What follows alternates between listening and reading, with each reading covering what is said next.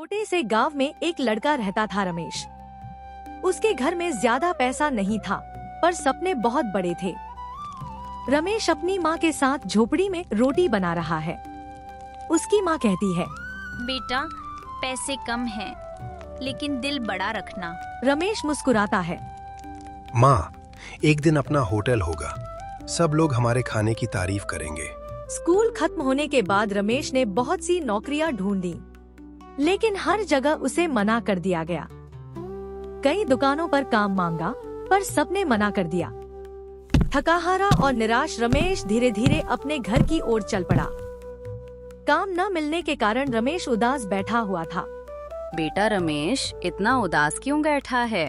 माँ, मुझे कहीं भी काम नहीं मिल रहा। मैं अपना कुछ करना चाहता हूँ। मैंने 10,000 बचा कर रखे हैं, तो उससे अपना कुछ कर ले। माँ, देखना, मैं एक दिन आपको दोगुने पैसे लौटाऊंगा। रमेश एक उलझन में फंस गया था। वह समझ नहीं पा रहा था कि इन रुपयों का क्या करे। मुझे कुछ तो करना होगा। क्यों न मैं एक ठेला लूं और समोसे बेचूं। गांव में कोई समोसे वाला नहीं है, यही सही रहेगा। रमेश अपने सपने को पूरा करने के लिए हिम्मत जुटाकर निकला। दिल में उमंग थी और दिमाग में बस एक ही बात, अब कुछ बड़ा करना है। रमेश ने आखिरकार एक नया ठेला ले ही लिया। पहला दिन था, इसलिए रमेश के सिर्फ 3 प्लेट समोसे बिके। कभी कभी तो ऐसा भी होता था कि रमेश एक प्लेट समोसा भी नहीं बेच पाता। कुछ ही दिनों में रमेश गांव का सबसे मशहूर समोसे वाला बन गया। उसके ठेले पर भीड़ खत्म ही नहीं होती थी। अरे रमेश भाई, आपके हाथ के समोसे की जितनी भी तारीफ करूं कम है। चाहे कितने भी खा लूं, मन ही नहीं भरता। धीरे धीरे रमेश के समोसे का नाम दूर दूर के गांवों तक फैल गया। अरे रोशनी, क्या तुमने रमेश समोसे वाले का समोसा खाया है? वाह, क्या कमाल का समोसा बनाता है। एक बार खाओ तो बार बार याद आ जाए। धीरे धीरे रमेश के समोसे की खुशबू पूरे मोहल्ले में फैल गई। अब दूर दूर से लोग सिर्फ उसके समोसे खाने आने लगे। धीरे धीरे रमेश के ठेले पर इतनी भीड़ लगने लगी कि अकेले उससे संभाला नहीं जा रहा था। तभी रमेश ने सोचा और पास में एक और ठेला लगा लिया। साथ ही मदद के लिए अपने जान पहचान वाले रामू को काम पर रख लिया।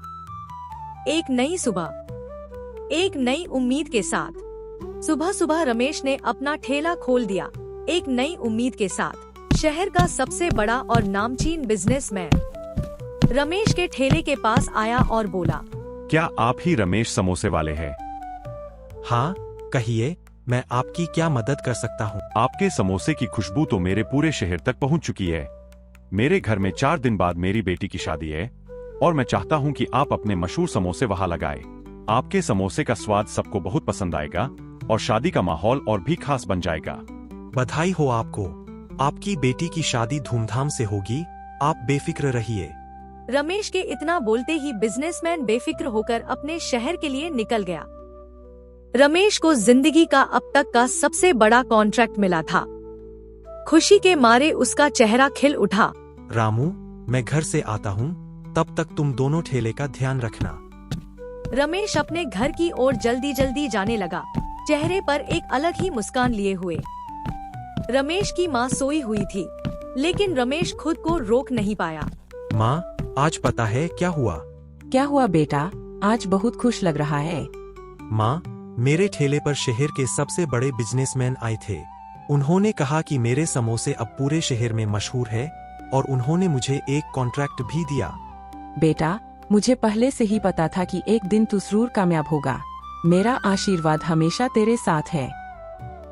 देखते ही देखते शादी का दिन आ ही गया। बारातियों के लिए रमेश के मशहूर समोसे परोसे गए। सबके मुंह पर एक ही नाम था, रमेश समोसे वाला। सारे बाराती उसकी तारीफ किए जा रहे थे। अरे रमेश, सबके मुंह पर आज बस तुम्हारा ही नाम है। आज के बाद तुम ठेला नहीं चलाओगे, अब तुम होटल चलाओगे। मैं तुम्हारी मदद करूंगा। नहीं, मुझे माफ करें। मैं अपने दम पर अपने सपने पूरे करूंगा। मैं खुद अपना होटल बनाऊंगा। रमेश ने उस समय मना कर दिया था। करीब 10 साल बाद रमेश ने अपनी मेहनत से गांव का सबसे बड़ा होटल खोला। पूरा गांव रमेश की वाह वाह करने लगा। अब पहले से भी ज्यादा ग्राहक आने लगे।